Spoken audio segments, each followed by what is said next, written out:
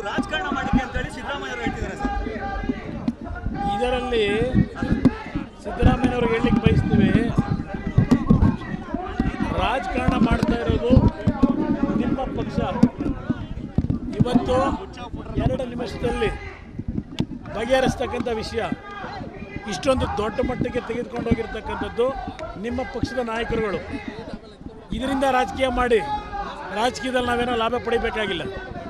ಅಮಾಯಕರ ಮೇಲೆ ನೆನ್ನೆ ದೌರ್ಜನ್ಯ ನಡೆಸಿ ಇವತ್ತು ಅವರನ್ನು 5 ನಿಮಿಷದಲ್ಲಿ ಕೂತು ನಿಮ್ಮ ಜಿಲ್ಲಾಧಿಕಾರಿ ಸರಿಪಡಿಸ್ಲಿಕ್ಕೆ ಅವಕಾಶಗಳೇನಿತ್ತು ಅದನ್ನು ಮಾಡಿದೆ. ನನ್ನೇ ದಿನ 5 ಬಾರಿ ನಿಮ್ಮ ಜಿಲ್ಲಾಧಿಕಾರಿಗೆ ಸಿದ್ದರಾಮಯ್ಯನವರೇ ನಾನೇ ಮಾತನಾಡಿದ್ದೇನೆ.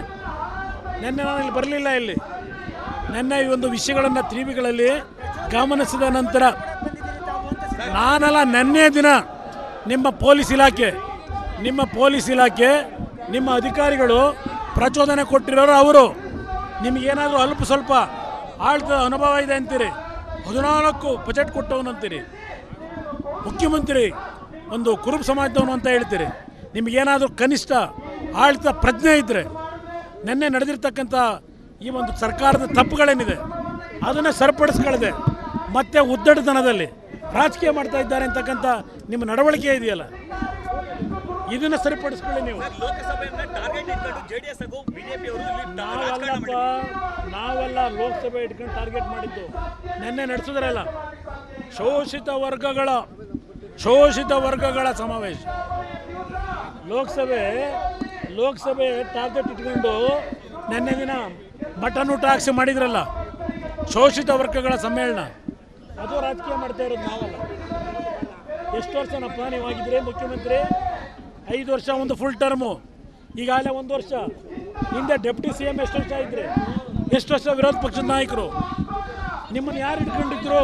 ಶೋಷಿತ ವರ್ಗಗಳ ರಕ್ಷಣೆ ಕೊಟ್ಟು ಅವರ ಬದುಕನ್ನು ಸರಿಪಡಿಸಲಿಕ್ಕೆ ಮಾಡಬೇಡ ಅಂತ ಹೇಳಿದವ್ರು ಯಾರು?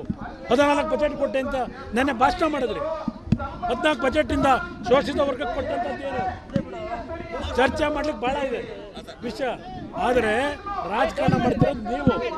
ಇವತ್ತು ಈ ರೀತಿಯ ಘಟನೆಗೆ ಪ್ರಚೋದನೆ ಮಾಡಿರೋ ನಿಮ್ಮ ಅಧಿಕಾರಿಗಳು, ನಿಮ್ಮ ಪಕ್ಷ. ಇವತ್ತು ನೆನ್ನೆ ದಿನ ಒಂದು ಲಾಠಿ ಚಾರ್ಜ್ ಆಯಿತು, ಇವತ್ತು ಇನ್ನೊಂದು ಲಾಠಿ ಚಾರ್ಜ್ ಮಾಡಿ ಕೆಲವರು ಕಣ್ಣು ಗುಡ್ಡೆ ಹೋಗಿದೆ. ಆ ಕಣ್ಣು ಉಳಿದಿರೋದೇ ಹೆಚ್ಚು. ಇವತ್ತು ಕೆಲವರು ಕಾಲು ಮುರಿದಿದೆ. ಇಂಥ ಅವಶ್ಯಕತೆ ಇತ್ತ ಸರ್ಕಾರಕ್ಕೆ? ಹೌದು. ಈಗ ನಾನು ಅದನ್ನೇ ಕೇಳೋದು, ನಿಮ್ಮ ಕೋರ್ಟ್ನ ಆದೇಶದ ಮೇಲೆ ಫ್ಲೆಕ್ಸ್ಗಳನ್ನು ಹಾಕೋಕ್ಕೆ ಅನುಮತಿ ಬೇಕು ಅಲ್ವೇ? ಈಗ ಧ್ವಜಸ್ತಂಭದಲ್ಲಿ ಹನುಮಾನ್ ಧ್ವಜ ಇದನ್ನು ಹಾಕಿದ್ದಾರೆ ಅಂತೇಳಿ ಬಾವುಟ ಹಾಕಿದ್ರು ಅಂತೇಳಿ ತೆಗೆದ್ರಲ್ಲ, ಇವತ್ತು ರಸ್ತೆ ಒಳಗೆ ಹಾಕೊಂಡಿದ್ದೀರಲ್ಲ, ಇಲ್ಲಿ ಮಹಾನ್ ನಾಯಕರುಗಳದ್ದು ಫೋಟೋಗಳು. ಯಾವನು ಪರ್ಮಿಷನ್ ಕೊಟ್ಟಿದ್ದಾನೆ? ಯಾರು ಪರ್ಮಿಷನ್ ಕೊಟ್ಟಿದ್ರಾಗಿದ್ರೆ ಕೇಳಲಿಕ್ಕೆ ಬಯಸ್ತೀನಿ ನಾನು. ಇವತ್ತು ಆಯಿತು, ಅಲ್ಲಿ ಇರ್ತಕ್ಕಂಥದ್ದನ್ನು ಯಾರೋ ಗುಂಪಿನಲ್ಲಿ ಯಾರೋ ತೆಗಿಲಿಕ್ಕೆ ಹೋಗಿರ್ಬೋದು, ಅದಕ್ಕೆ ಲಾಠಿ ಚಾರ್ಜ್ ಮಾಡಬೇಕಾ? ಅನುಮತಿ ಯಾರು ಕೊಟ್ಟಿದ್ರು? ಇವರಿಗೆಲ್ಲ ಫ್ಲೆಕ್ಸ್ ಎಲ್ಲ ಊರೊಳಗೆಲ್ಲ ಹಾಕೊಂಡು ತಿರ್ಗೋದಕ್ಕೆ ಇದಕ್ಕೆ ಪರ್ಮಿಷನ್ ಇದೆಯಾ? ಇದು ಈ ಸರ್ಕಾರದ ಹಣೆ ಬರ. ಮಂಡ್ಯದಲ್ಲಿ ಆ ನಾಯಕರುಗಳು ಫೋಟೋ ಹಾಕೊಂಡವ್ರಲ್ಲ ಕಾಂಗ್ರೆಸ್ನವ್ರದ್ದು, ಆ ಫೋಟೋಗೆ ರಕ್ಷಣೆ ಕೊಡೋಕ್ಕೆ ವ್ಯಾನ್ಗಳ ತಂದು ನಿಲ್ಲಿಸ್ಕೊಂಡು ರಕ್ಷಣೆ ಕೊಡೋ ಮಟ್ಟಿಗೆ ನೀವು ಬಂದಿದ್ದೀರಿ. ಆ ಫ್ಲೆಕ್ಸ್ಗಳಿಗೆ ಮುಂದಕ್ಕೆ ಫ್ಲೆಕ್ಸ್ಗೆ ರಕ್ಷಣೆ ಕೊಡೋದಿರಲಿ, ಓಡಾಡೋಕ್ಕಾಗದೇ ಇರೋ ಪರಿಸ್ಥಿತಿ ಬರ್ತೀರಿ, ಸರಿಪಡಿಸ್ಕೊಳ್ಳಿ. ಇದು ಹೇಳ್ತೀನಿ. ನಾವು ಯಾಕೆ ರಾಜಕಾರಣ ನಾವು ಮಾಡಿದ್ದೀವ? ನಿನ್ನೆ ಅವರು ಪ್ರಾರಂಭ ಮಾಡಿರೋದು. ಮಂಡ್ಯದಲ್ಲೂ ಈ ರೀತಿಯ ಒಂದು ಪ್ರೇರೇಪಣೆ ಕೊಟ್ಟು ಅಮಾಯಕ ರೈತರುಗಳು ಹಣ ಸಂಗ್ರಹ ಮಾಡಿ, ಇದೇನು ದೊಡ್ಡ ನ್ಯಾಷನಲ್ ಹೈವೇನಾ? ಒಂದು ಗ್ರಾಮದಲ್ಲಿ 5-6 ಸಾವಿರ ಜನ ವಾಸ ಇರ್ಬೋದು. ಎಲ್ಲ ಸೇರಿ ಒಂದು ತೀರ್ಮಾನ ಮಾಡಿ, ಅದು ಅದೇ ಜಾಗದಲ್ಲಿ. ಇನ್ನೊಂದು ಹೇಳ್ತೀನಿ ಕೇಳಿ, 35 ವರ್ಷಗಳ ಹಿಂದೆ ಇದೇ ಸಿದ್ದರಾಮಯ್ಯನವರು ಹೋಗಿ ಆ ಧ್ವಜಸ್ತಂಭಕ್ಕೆ ಉದ್ಘಾಟನೆ ಮಾಡಿ ಬಂದಿದ್ದಾರೆ. ಇದೇ ಸಿದ್ದರಾಮಯ್ಯನವರು ಅದೇ ಊರಿಗೆ ಹೋಗಿ ಈ 35 ವರ್ಷಗಳ ಹಿಂದೆ ಧ್ವಜಸ್ಥಾಪನೆ ಮಾಡಿ ಬಂದರು. ಅದೇ ಧ್ವಜಸ್ತಂಭನೆಯನ್ನು ಇವತ್ತು ಇದು ನವೀಕರಣ ಮಾಡಿರೋದು. ಅರ್ಥ ಮಾಡ್ಕೊಳ್ಳಿ, ನೀವೇ ಹೋಗಿ ಉದ್ಘಾಟನೆ ಮಾಡಿದ್ರಿ.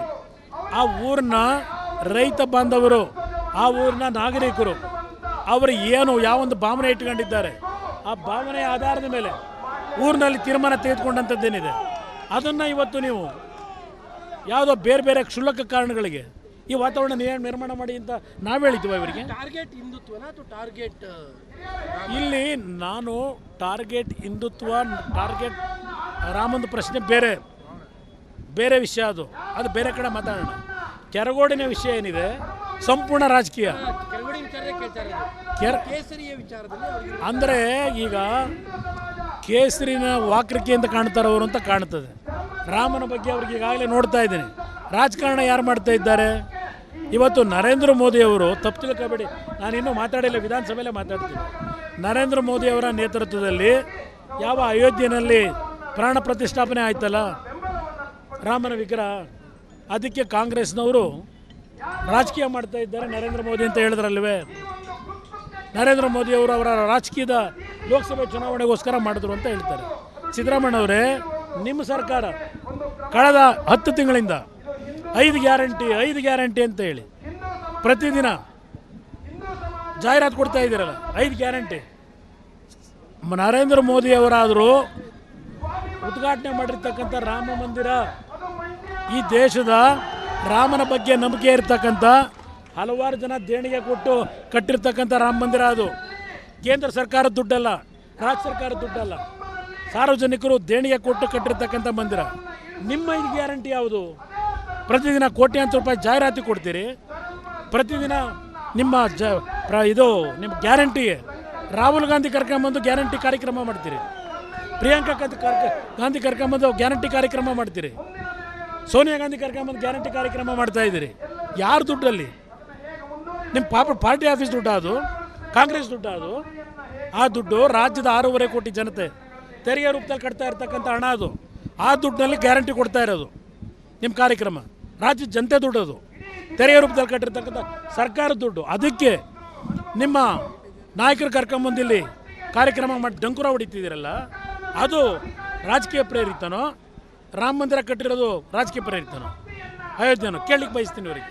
ಭಾಗವಧ್ವಜವನ್ನು ಆರಿಸಲಿಕ್ಕೆ ನಮ್ದು ಯಾವುದೂ ವಿರೋಧ ಇಲ್ಲ, ಆದರೆ ಅಲ್ಲಿ ಭಾಗವಧ್ವಜವನ್ನು ಆರಿಸಿದ ಬದಲು ರಾಷ್ಟ್ರಧ್ವಜವನ್ನು ಆರಿಸಿದ್ದಾರೆ. ಒಂದು ನಿಮಿಷ, ಭಾರತ ಧ್ವಜವನ್ನು ಹಾಕಬೇಕು ಅಂತಲೇ ಆ ಹಳ್ಳಿಯ ರೈತರು ಹಣ ಸಂಗ್ರಹ ಮಾಡಿ ಕಟ್ಟಿದ್ದಾರೆ. ಆ ಹಳ್ಳಿಯ ರೈತರು, ಹಳ್ಳಿಯ ಯುವಕರು 26ನೇ ತಾರೀಕು ಬೆಳಗ್ಗೆ ಅವರೇ ನಮ್ಮ ದೇಶದ ಧ್ವಜವನ್ನು, ತ್ರಿವರ್ಣ ಧ್ವಜವನ್ನು ಆರಿಸಿದ್ದಾರೆ. ನಮ್ಮ ರೈತರೇ, ಆ ಊರಿನವರು ಆರಿಸಿದ್ದಾರೆ. ಅದಷ್ಟೇ ಅಲ್ಲ, ಸಂಜೆ ಅದನ್ನು ಇಳಿಸಿದ್ದಾರೆ.